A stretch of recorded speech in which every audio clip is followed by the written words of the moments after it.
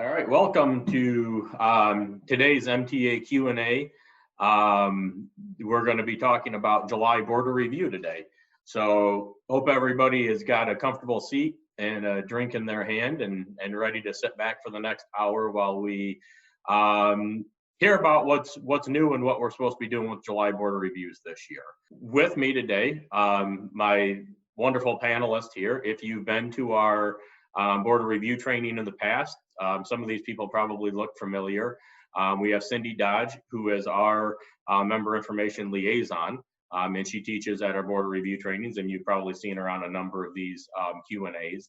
And then I also have Shila Kiander, and she teaches our advanced training at border review. So you've probably seen her there too if you've attended. And she's the Mecosta County Equalization Department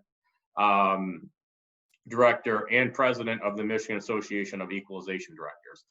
So she brings a wide range of knowledge when it comes to these border review things.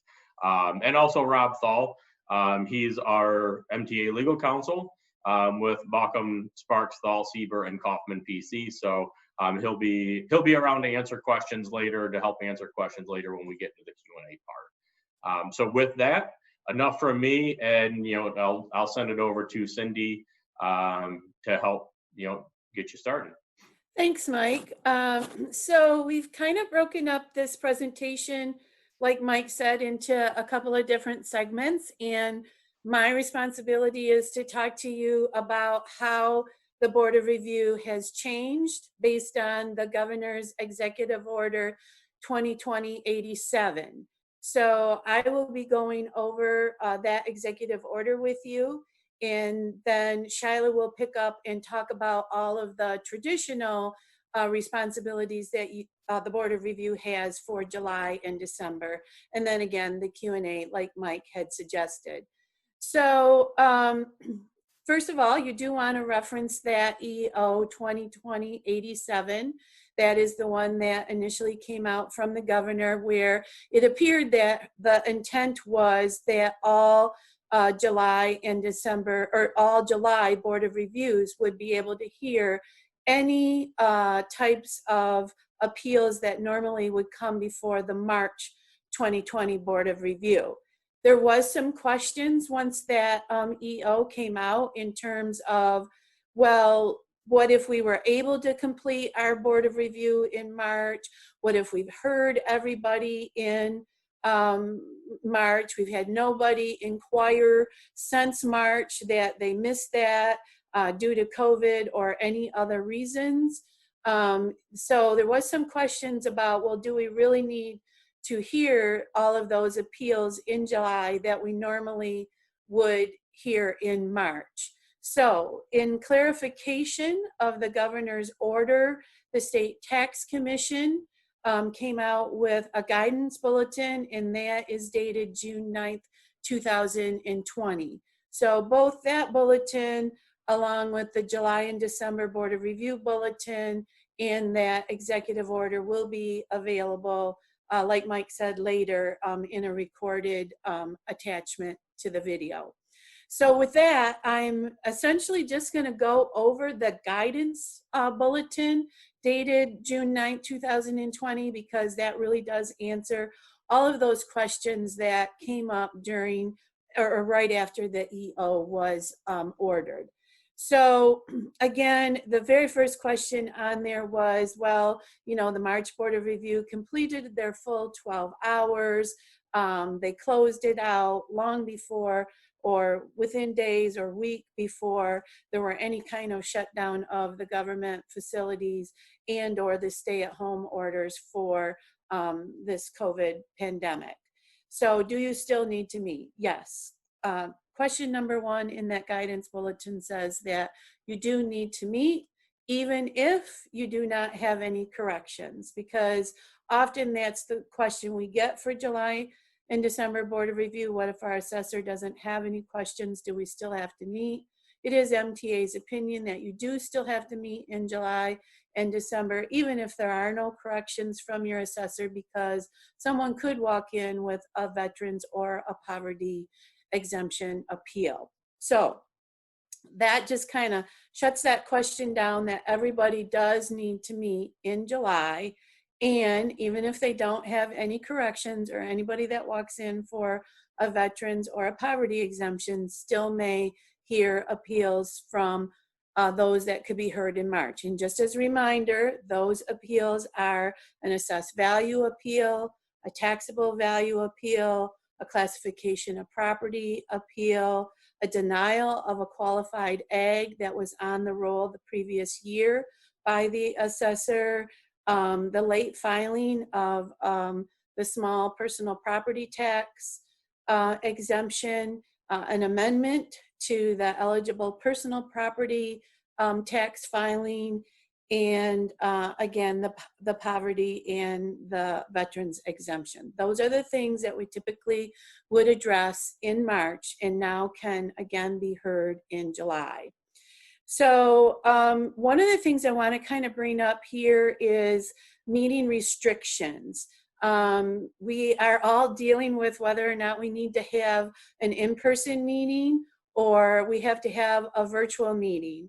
And because the July Board of Review is the Tuesday following the third Monday in July, which will be July 21st this year, you know, we may have those restrictions lifted by then, but there are many regions right now that you can only have 10 persons for an indoor meeting or gathering. So I'm suspecting that will be lifted by the 21st and that will become a non-question, but that is something that we are going to want to watch. Just also a reminder that the July Board of Review can flex that date of July 21st if they set by board resolution prior to that to hold that meeting on any other day after that Tuesday. So it would have to be Wednesday, Thursday, or Friday that week. Now, with that said, then the question becomes, well, do we need to publish and notice this new appeal opportunity the same way that we do in March for July? No, you do not. There are no publishing requirements in the newspaper or the other traditional publications that we see for the March Board of Review. The July Board of Review is considered a special meeting of the Board of Review, and therefore it needs to comply with the Open Meetings Act, and it needs to be posted 18 hours in advance. And if your township has a website, you also have to post that meeting notice on your website. So then the next question is, well, that 12 hours, do we have to meet for 12 full hours again in July? No, you do not. But in this guidance bulletin, you will see that the State Tax Commission does give you some recommendations for how long you meet. And basically they say that you should provide, like equal opportunity or enough time. So don't just try to hold this meeting in an hour. You should extend the meeting this year to a number of hours. And they're actually even suggesting that some of those hours would be after 5 p.m. So then the next question becomes, well, what about people appealing in writing? Well, this is a little bit different now for July than what we would have normally seen in March, because at March Board of Review, we know that the Township Board has to pass a resolution to allow people who are residents of the township to appeal in writing. Otherwise, they have to appeal in person. Anyone who lives outside of the township but owns property within the township by right can appeal in writing. But anyone who lives within the township can only appeal in writing if there is a resolution on file. That has also been made a new exception under this executive order, and anyone who wants to come and appeal a March Board of Review type of appeal to July Board of Review has the right to appeal in writing. And there is no need for the township board to pass a resolution for them to do that. They now have the right to do that under this EO. So the other question is, well, what if they already came to the March Board of Review? So, and heard an appeal and were either granted or denied an appeal at March, can they come back again here in July? No, they cannot come back here in July if they were already heard, unless, and I do think that this might be something we want to address with Rob as part of the Q&A, or Shila, I'll let you, either of you handle this, if they come with a different appeal. So for example, if they came with an assessment appeal in March, and now I'm going to come with a classification appeal in July. So that I don't see addressed as clearly in this guidance and or the EO. However, I think that it is implied that if it is a different type of appeal, they could still come to the July Board of Review if they did not already come to the March Board of Review. So we also know that when people appeal to the March Board of Review, that they have the right, if they're denied, to go to tribunal. Well, we have seen some public acts enacted that altered those deadlines for tribunal this year. And Shila is actually going to go over those tribunal dates in her presentation. If a taxpayer protested to the March Board of Review and it was issued, can they still appeal? Again, this is, they cannot come on the same issue. Oh, this is a good one. And actually, we are preparing already for next year's Board of Review, and Shila and I have already to discuss what that topic might be. And as many of you know, we had this most recent catastrophe with the dam breaking and the lake draining and how that may impact all of those properties in that area.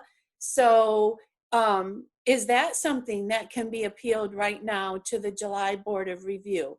No, it cannot, because nothing changes for the 2020 tax year. We are still looking at how the property sat and the value of the property on December 31st, 2019. And that change in property values will be for next year in those flooded areas. So that is not a type of appeal that could come to the July Board of Review. And that's something to remember, because if people want to come appeal like they normally would in March to July, and they are somehow interpreting that their assessment has changed from January 1st until July, that is not something that can be heard. We're still looking at the traditional rules that we use when we look at appeals of the March Board of Review. So does this impact the equalization process for this year? No, it does not. That has already been calculated. Does it impact the millage reduction fraction? No, it does not. That is already being calculated. So both of those questions are also answered in this guidance bulletin. But what does change is the impact on your local treasurer, likely, because it is a July Board of Review appeal. They are not required to use the L4035 to appeal to the July Board of Review, which is the normal petition that you would use to appeal. They can just appeal in writing, and or they can just show up at the meeting and make an appeal. Now, there is some question about, okay, well, it still isn't the L4035 a good instrument to use in terms of knowing what they are appealing and their signature on that form indicating that this is what they want to appeal. So now we have a record keeping mechanism. If your Board of Review would like to continue to use the L4035 as part of your record keeping process for the July Board of Review, you can do that. it is not required. We do know, however, that when you make a change at the July Board of Review and it impacts the taxable value, you still have to use the L4035A, which I'm sure that Shila may mention. So that form is still in place for July if there's a change in taxable value, potentially from the appeal that they are bringing forward that would have typically come forward in March. But they do not have to file a new L4035 with you for the July Board of Review appeal. We did have a question. I've had a question, I should say, just come in randomly about using the designated agents for appealing. We know from March or any other type of appeal that agents or designated agents can appeal on behalf of the property owner. However, if an agent does appeal, this guidance as well as the EO indicate that agents are able to appeal here in July for these March Board of Review appeals. You could have some kind of internal Board of Review policy where the property owner still does need to sign indicating that this agent has the ability to appeal for them. So those types of administrative procedures you can still keep in place. Again, I just want to remind you of that December 31st date. That's what we're working off from for any July appeals from March Board of Review. So is the local assessor going to be required to create a new tax roll? No, they are not. The July and December Board of Review affidavit is the form that you will still continue to use for the July Board of Review. You will not have to recertify the roll using that L4037 like you had done previously. When the assessor gives you the roll, they give it to you certified with that form. When you complete your March Board of Review, you, as the Board of Review, also certify that form and it becomes part of certifying the assessment roll for that year. That form is not going to be required to be used to complete any appeals that are heard in July based on the March appeals. You will just merely use the July and December Board of Review affidavit, potentially the L4035 if you want, and for sure the L4035A to show any changes in taxable value. Then that will go off to your treasurer just like it normally does. That does need to be completed by September 1st, which is a little bit different timeline too than we've seen in the past. Before you had to complete it 30 days after the July Board of Review. And then of course your treasurer will make whatever corrections to the tax bill based on those appeals that you hear in July. Some larger units especially will use what they call an assessor review in March, where they require the person that is going to appeal in March to come meet with the assessor ahead of time, using that terminology as an assessor review meeting. You could still do that here in July if you want, but it is not required to do that. That can be suspended. And even if you do decide, your assessor does decide they want to use that assessor review process prior to your July Board of Review meeting, nobody is obligated to do that. They can still come directly to the July Board of Review to appeal. They do not have to go through an assessor review first to do that. There are some in this guidance for the assessors who might be online here. Shila may need to address these questions during the Q&A, but there are some guidance in there for the assessors in terms of how they note those adjustments in their CAMA software. They're not March Board of Review adjustments. They would just be a general adjustment like they would normally do for the July Board of Review. And I believe that's it. It doesn't impact the millage rollback and or equalization this year. So with that, I'm going to turn it over to Shila and let her talk to you about all of the other responsibilities that will be required during the July Board of Review. And please pick up on anything I might have missed too, Shila. Thank you. Okay, I'll try. You did a great job, Cindy. Thank you. And what a great opportunity to review the July Board of Review requirements. Sometimes when we teach at our March Board of Review training, we get all excited and we're all focused on what we do in March, right? And this is an opportunity for us to really review what we quickly cover in March for what our July Board of Review responsibilities are. So I thank you so much for this opportunity. One of the things I wanted to talk about before we begin is the State Tax Commission has several publications that Board of Review members should have in front of them at the July Board of Review. And I'm just going to mention three of them specifically. One is they have a STC Board of Review Q&A, and that's the question and answer, that's the guidance for the Board of Review from the STC. The second one is Bulletin number 5 of 2017, and this is titled Qualified Errors. This, and pretty much I'm going to go through these bulletins today because the Qualified Errors is our publication that tells us what is considered a qualified error. What is the July Board of Review supposed to correct? And the third one is Bulletin number 6 of 2018. That's titled July and December Boards of Review. This talks about some of those things that aren't qualified errors, but are other things that we have the authority to correct through statutes other than 21153B. Some places in statute it says, and you can go to the July or December Board of Review for this, but it's not included in the 21153B that's specific to the July Board of Review. So I would tell you those are 3 documents that July Board of Review members should really have in front of them and review before the July Board of Review meeting.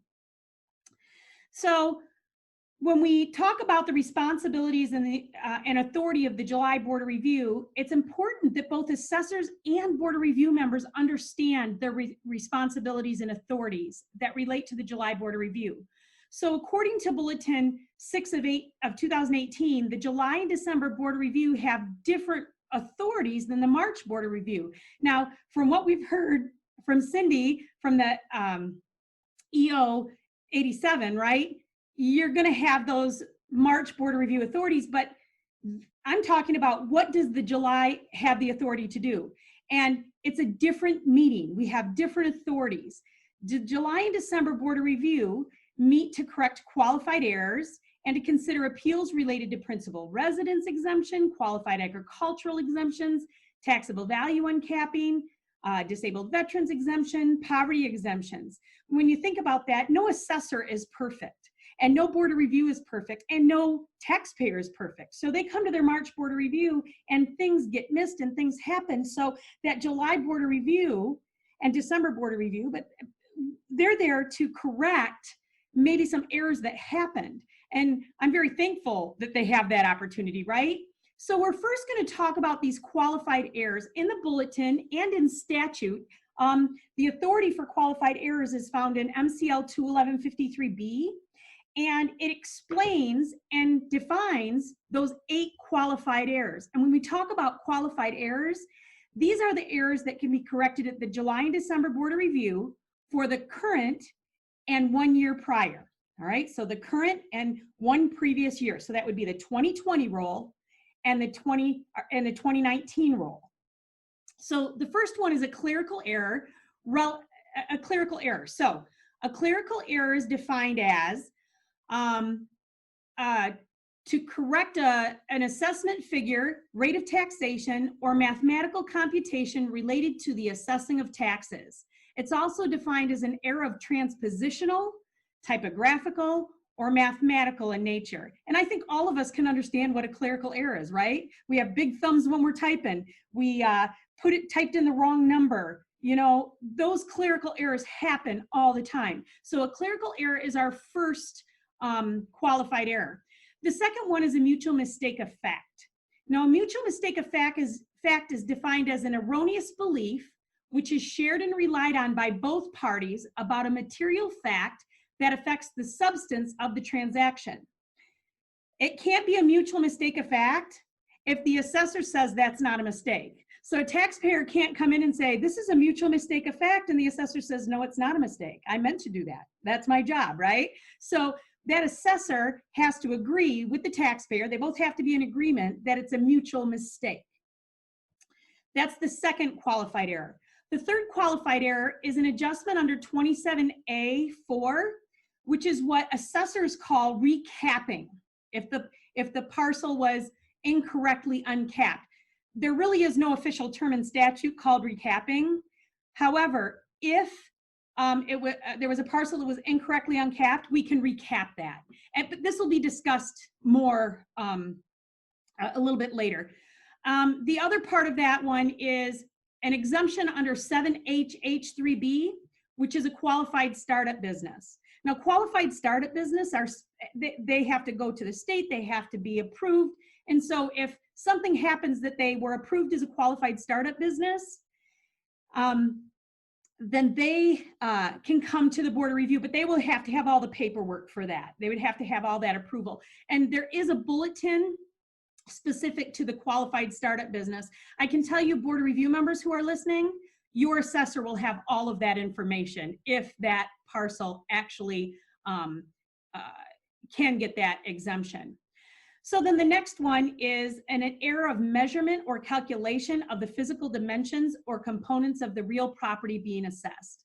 You know, once in a while, the measurement's wrong. Now that can be for a lot of different reasons. It can be that when I went out to measure, the gate was locked, and so I had to do the best I could. You know, there's a lot of reasons for that. However, if there was an error, you can correct that for the current and 1 year prior. The next one is an error of omission or inclusion of the part of the real property being assessed.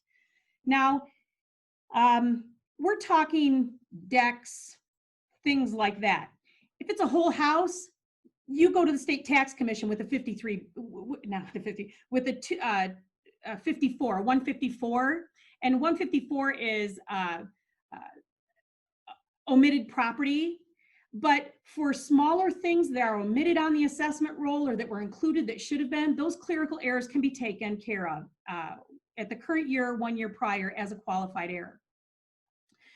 The next one is an error regarding the correct taxable status of the real property being assessed. Now, this is where a taxpayer can't come in and appeal their exempt status at the July Board of Review. What this is was there an error made when the assessor considered that, and there was an error? For instance, they didn't get the deed on time, the people had filed everything, but for some reason all of the paperwork wasn't together. This isn't enough time for them to appeal that. However, I say that because I'm talking about the July Board of Review, right? You have to refer back to what Cindy said with the EO 87, right? Because that can be heard at the March Board of Review. But in general, at the July Board of Review, it can only be if there was an error in that determination. The next one is an error made by the taxpayer in preparing a statement of assessable personal property. So what you need to remember about that is it can't be an error if they didn't file one to begin with, right? So the usual rule for July Board of Review is you can only correct a personal property statement if they filed one to begin with.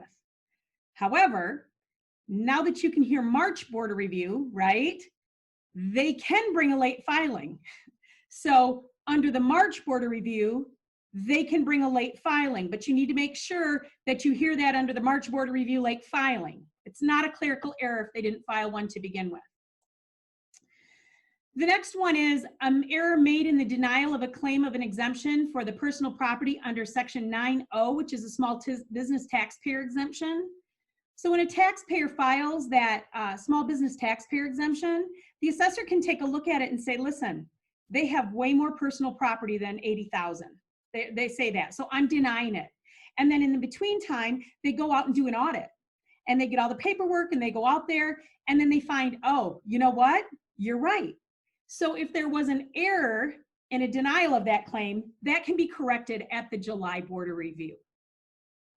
Now again, 21153B grants the Board of Review the authority to correct all of those qualified errors that I mentioned for the current and 1 year prior.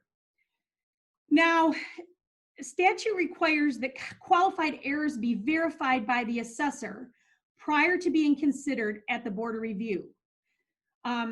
So what that means is, for assessors, anything falling under 53B as a qualified error, we have to review it and verify it, okay? We have to have time to do that. For Board of Review members, this means that if a taxpayer attends the July Board of Review meeting and wishes to be heard on a qualified error, the Board of Review may not be able to act on it because the assessor hasn't had the time to verify it. So I would encourage boards of review and assessors to make sure you have separated somehow. Are they coming for the March Board of Review, or are they coming for the July Board of Review? Is this a qualified error, appeal, or is this a March Board of Review with full authority? And I can't tell you how to do that. I can give you some ideas of how I would do that, but you should really make sure you separate what you can do, because remember, March can only hear current year. July Board of Review for qualified errors can hear current and previous. So make sure you separate what these appeals are, okay? Next, I want to talk about those other matters that can be heard at the July Board of Review. Now, the first part, those qualified errors, were in the qualified error bulletin. Now we have this July and December Board of Review bulletin, and this covers things that the July Board of Review has the authority to hear outside of 211-53B, all right? All of these are found in specific statutes all throughout the General Property Tax Act. The authority of the July Board of Review of these is outside of 53B, which also means some of them have different authorities for different years. It's kind of depends on that specific statute. So it's really important that you follow this bulletin and then the specific statute for that other matter that you can hear. So I'm just going to quickly go through what those are. The first one is the principal residence exemption. The July and December Board of Review can grant a PRE which wasn't previously denied. So it can the assessor couldn't have denied it, the county can't deny it, the Department of Treasury can't deny it. If it was denied by any one of those, the taxpayers have the right to go to the MTT, not to the Board of Review. However, if it's a brand new filing and they should have had it, it's just a late filing, the July Board of Review can grant that PRE, that's a principal residence exemption, for the current and up to 3 years prior, okay? Again, the assessor should have all of the information for the Board of Review to consider in this situation. Also, qualified agricultural exemptions. The July Board of Review can grant a qualified agricultural exemption claim for the current and immediate preceding year if it's a new claim. So if they hadn't had one before and it's a brand new claim, they can consider it as a late filing for the current and 1 year prior, okay? The Board of Review can also grant, review a denial by the assessor for a new claim made after the March Board of Review. So it's kind of funny, we have until May 1st, a taxpayer has until May 1st to apply for a qualified agricultural exemption. And so if they come in after the close of the March Board of Review and before May 1st, that assessor has to either approve or deny it. So if they deny it, then that goes to the July Board of Review. There are bulletins and statute and guidelines that you can look up for the qualified ag. And I can answer some questions if anybody has anything specific there. All right, so the next thing is the taxable value uncapping. There are two uncapping situations that can be considered at the July and December Board of Review. The first one involves a clerical error related to the uncapping of taxable value, and it should be corrected at the July or December Board of Review as a qualified error.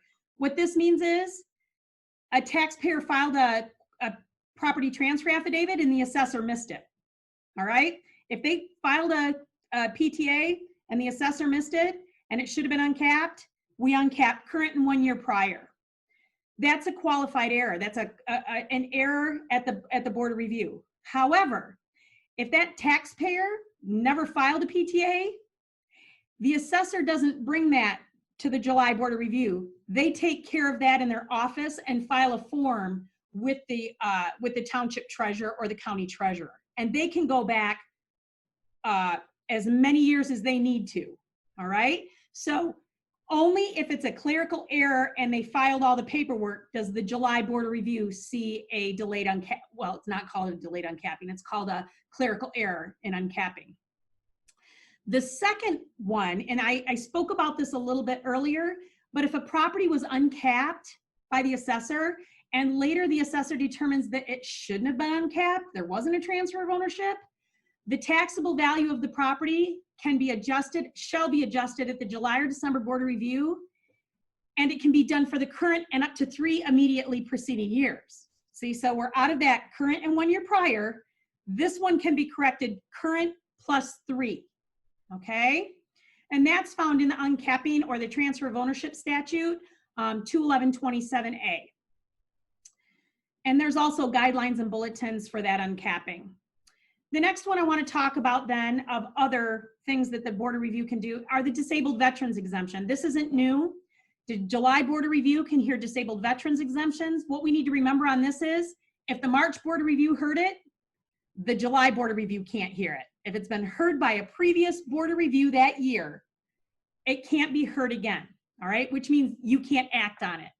So we also need to remember that the disabled veterans exemption can only be heard for the current year. We cannot go back on for previous years on disabled veterans exemptions for any reason.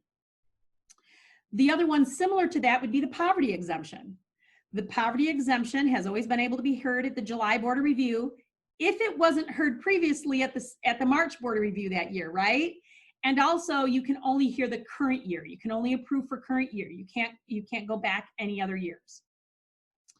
The only other thing I want to add, and this isn't in that bulletin, but the qualified forest program is an 18 mil exemption.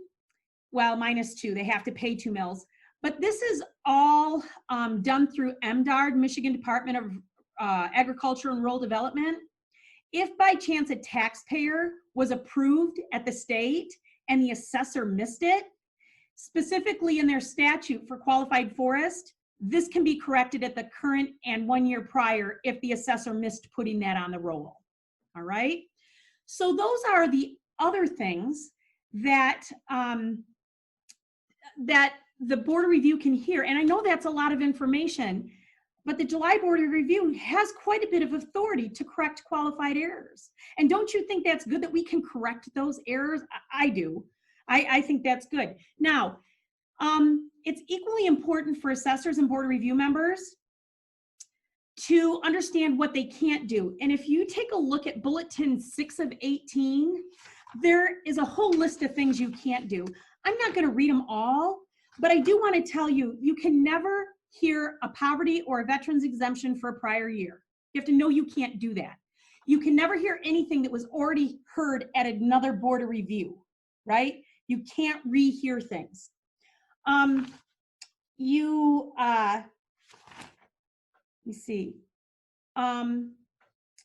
If a PRE was denied, you can never hear a PRE, and boards of review can never deny PREs that are currently on the roll. That's done by the local assessor or the county or the state. Okay. I just want to quickly talk about how property tax administration mainly falls on the assessor, but the Board of Review plays a large role in that local assessment administration. And the AMAR review has 2 questions related to the Board of Review, specifically the July Board of Review. And the questions are, did they grant exemptions under 211.7U, which is the poverty exemption? And what they ask you is, did you grant them, and did you follow the requirements from your local policy? All right, so I'm not going to go into too much detail, but that's your responsibility as a Board of Review to follow those local requirements of that poverty exemption guidelines that's approved at that local level. The second question is, does a sample of the July and December Board of Review actions indicate the board met requirements of 21153B and only considered those they had statutory authority? So those two bulletins that I went to that tell you what you can do, you aren't supposed to step out of that authority at the July Board of Review. Now, I know that seems funny because Cindy just went through all the things you could do now, but only for the 2020 2020 July Board of Review, which is why I think it's really important that you separate. Is this a July or is this a March Board of Review, right? Appeal. I just want to encourage Board of Review members and assessors to remember that July Board of Reviews, those meetings, it shouldn't be a rubber stamp machine. Assessors should supply boards of review with the documentation that they need to make those decisions, right? They've had to do it. They've had to do that research and verify it. So they should supply that to the Board of Review so they're looking through it and can make that decision. I can talk a little bit about the requirements of the records, but pretty much, Cindy, you nailed it. Yeah, So, and Shila, how about just real quick before we start the Q&A, could you, because in the EO I had mentioned, and in the guidance, there were those changes in tribunal. yes, I Filing will with do the that. Yep. tribunal and state tax commission. If you Yes. could review I will those real quick. do that. So the normal appeal at the March Board of Review and July Boards of Review and December Boards of Review you get notified within a certain amount of time. So for the March Board of Review, you have to be notified by the first Monday in June, taxpayers, and in July and December, it's 30 days. And then they have the right to appeal to the MTT, but the deadline to appeal to the MTT is July 31st. Well, Public Act 88 of 2020, which was signed into law, amends the Tax Tribunal Act. And now a taxpayer has the right to appeal, and the deadline is September 1st of 2020. So it's this year only, and they've extended that right to appeal to the MTT to September 1st of 2020. So I was just going to address, Cindy had the question about rehearings or reconsideration at the July Board of Review. And so you can't rehear or reconsider an issue that was raised in the March Board of Review, but you can, if it's involved in the same property, if it's about a different issue that was ruled on in March. So I suppose, just thinking about it, you could take an exemption claim to the March Board of Review, and they could rule that it was not exempt. Then now, because everything's moved to July also to take up March Board of Review issues, you could bring up the issue of valuation at the March or at the July Board of Review. So as long as you're not rehearing or reconsidering a decision by the March Board of Review, if it could have been done in March, you can still do it now at the July Board of Review. Correct. Thanks, And Rob. one other thing I wanted to add too, and Shila talked about the poverty exemption, you can only hear it once. That is true, which means if you deny it in March, it can't be heard again in July or December. However, many of you that have been in our class, you know we talk about tabling a decision on the poverty exemption for various reasons, because you don't have enough information, and for situations may change. There's lots of things we talk about why you might want to table that. So tabling a discussion about a poverty exemption to July or December wouldn't be the same as denying it and trying to bring it back here in July under this new EO order. It looks like we're starting to get some questions in, so we'll try to get to as many of those as we can here in the last few minutes. So the first one that came in, and Cindy, I know we get this question quite a bit, so maybe you'll want to handle this, but it says, I'm the assessor for 6 units in 4 counties. How can I have a July Board of Review session open for a few hours in each unit in one day? So that is a really great question. So I think what you're probably going to have to do, because remember I said that the July Board of Review can be flexed to Wednesday, Thursday, or Friday. those assessors may need to ask some of those units to flex that date to Wednesday, Thursday, or Friday, so that they can make sure that they can get through each one of those units' Board of Review. Would you agree, Shila? Yes. And Rob? Yes, yep, I would agree. I would also say, I think a lot of assessors really want to attend those, although it's not mandated by statute. They might have that in their contract with their local unit. So it may be a struggle to get that done, but I agree with you. The next question says, they said that they received an appeal a week after the March Board of Review closed. They received it by mail. Do I now address this at the July Board of Review meeting, or do they need to reappeal it at that meeting? Well, I'm going to let Rob pick up on that. The legality side of that, I think that it's more of a customer service issue, because you likely have already given them some kind of written notification by that June date to finish up your March Board of Review. So as for a courtesy reason, you might want to reach out to them and let them know that this has opened up and they have the ability to come now. Yeah, I would agree that you should reach out to them, since they have filed late, to let them know that they can come to the July Board of Review to have the matter dealt with, or I would just deal with it at the July Board of Review, one of the two. Thanks. The next one, I don't know if we'll have an answer for this, but they're asking, will the July Board of Review answer sheets in BS&A be updated with the 9/1/20 date? Let me try and answer that one. I have not got an answer from BS&A on that. Here's what I know. They have to be entered as an adjustment, so a July Board of Review. And what I have told the assessors is, you pick the best reason at this point. We may get an update from BS&A. I would have you email them. Email BS&A. They may give you an answer to that, and it wouldn't surprise me if they update our system to be able to take care of this. So there's the answer. I don't know. Thank you. Next question here. For qualified errors that need to be corrected before the July Board of Review, is a petition signed by the property owner required?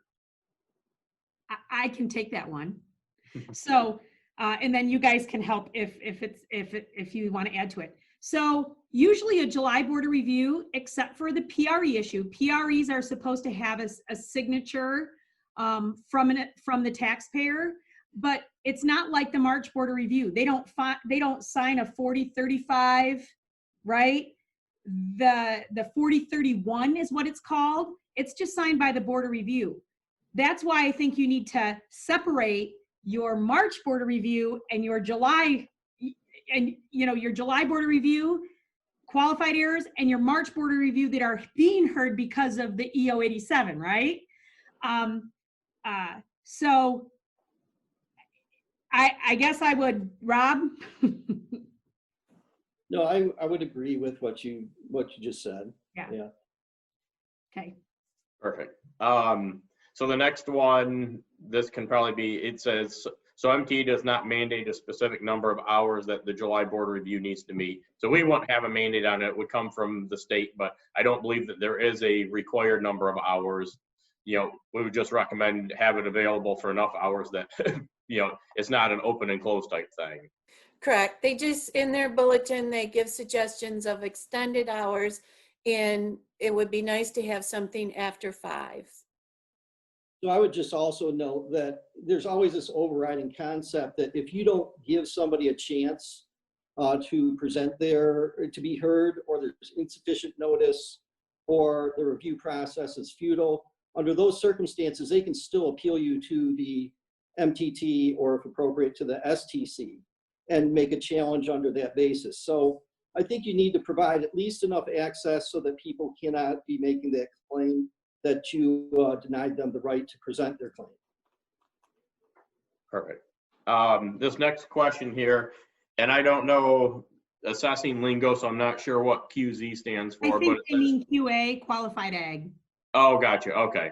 So it says if the qualified ag comes in before May 1st, the assessor can make a determination and does not need to go before the July board of review. Is that? That is correct. That is correct. The deadline for the qualified ag is May 1st.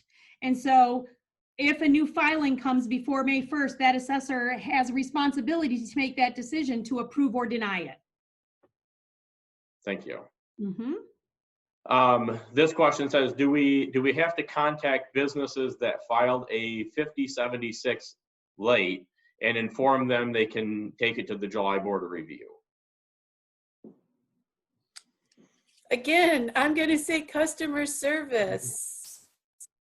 Shila? You know, if they filed one late, I would contact them. I mean, how many do you probably have, right? Right. If they filed one after the March board of review and didn't get it in, I think I would let them know, hey, you can appeal this to the July board of review this year. Just like that late personal property. Thank you. Yeah, and I didn't move forward in the chat far enough, but they did say that they meant qualified ag. Yep. So let's see here. We got a few more questions. This person says, I have a commercial property in my township that transferred ownership in May of 2020. The previous owner failed to file their 5076. Can the new owners file the 5076 at the July board of review?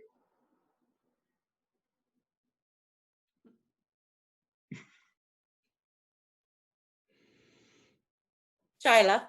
Anybody? So if we break that down, a commercial property has to file by February 20th. And if they don't, they get to go to the March board of review. I don't know how owner that didn't own it then could apply, but I can see how this could be heard, because if the prior owner applied, they could get it, right? This is tricky. And sometimes when you have a tricky question, Shila, is the best resource then is to reach out to the State Tax Commission on how to handle it? Sure. I mean, how would you handle this at the March board of review if somebody purchased it in February? Right? Because remember, tax day is December 31st. So they didn't own it December 31st. They're the new owner. How would you handle that in March? Right? I think you might also want to discuss that with your township attorney too. And how to handle it. And a lot of times when it comes to uncapping and those deed transfers and that, I mean, even in class when we teach, you've all heard many a times that those are litigated. There's all kinds of case law out there on uncapping a property. And yes, working with your attorney is definitely always advised. Thanks. And so, somebody commented for those that will listen or watch this later on, somebody commented and said that regarding the BSNA report that you can edit the July board of review notice and put in the September 1st date on it.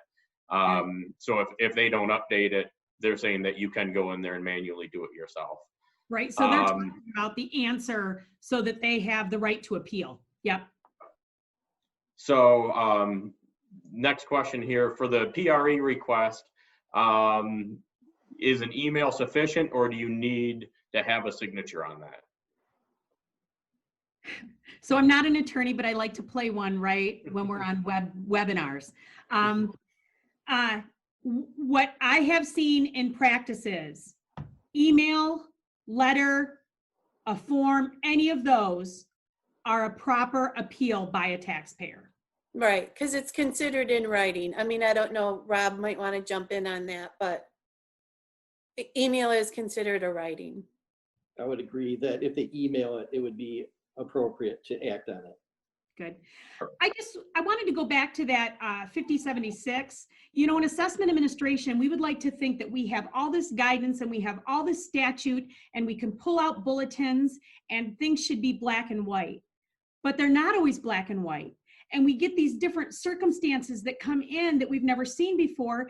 And that's when we have to kind of dig in And that's why we don't have all the answers to every specific question that comes, because that isn't specific in statute. So when you do that, digging in and asking your attorney is going to be the best thing, because you're not always, the state tax commission is probably going to send you to the Bulletin. That doesn't answer your specific question, but you would like to think it's black and white, but it's kind of gray sometimes. Yeah.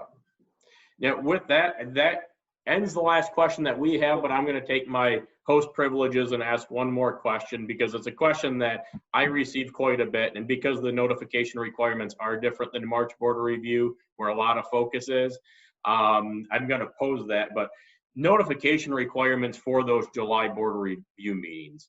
And Cindy, I know you probably get the question quite a bit too, but if you can just touch for a quick second for those out there that would be noticing the meeting or whatever, what are the notice requirements for the? Right. And I actually, if I was going to get another 2 seconds, I wanted to mention, because it is in the guidance bulletin or memo, that you do not need to send out new assessment notices for the July Board of Review, because we know that the assessment notice is one of the elements of notification, or the first notice to the property owner that they do have these rights to appeal. We do not need to do that in July for anybody that wants to come for March Board of Review appeals to July. So, you know, again, I'm going to go back to customer service. If you want to put it on your website, if you want to send out a postcard, all of those things are going to be up to likely your township board, how much further they want to go other than the special meeting notice. In the special meeting notice, again, under the Open Meetings Act, is an 18 hours in advance notice posted where your postings are typically, and on your website if you do have an active website. I would just also add that although the 18 hours is a minimum notice, you should try to provide as much notice as possible to notify your residents and taxpayers. Agreed. Agreed. Thank you, Shila, Cindy, and Rob, for joining us and hopefully answering a lot of questions. We have hit 1 o'clock, and I think we're out of questions. For those of you that are joining, you may see names at the bottom, Amy West and Shelley Cardenas, and they're part of the people that make this go off without a hitch, hopefully, and help put this thing on for your information. So I'd like to thank them too, and thank everybody for joining us today, and look forward to seeing you at our next Q&A. So with that, have a good one. Thank you. Thank you. Thank you.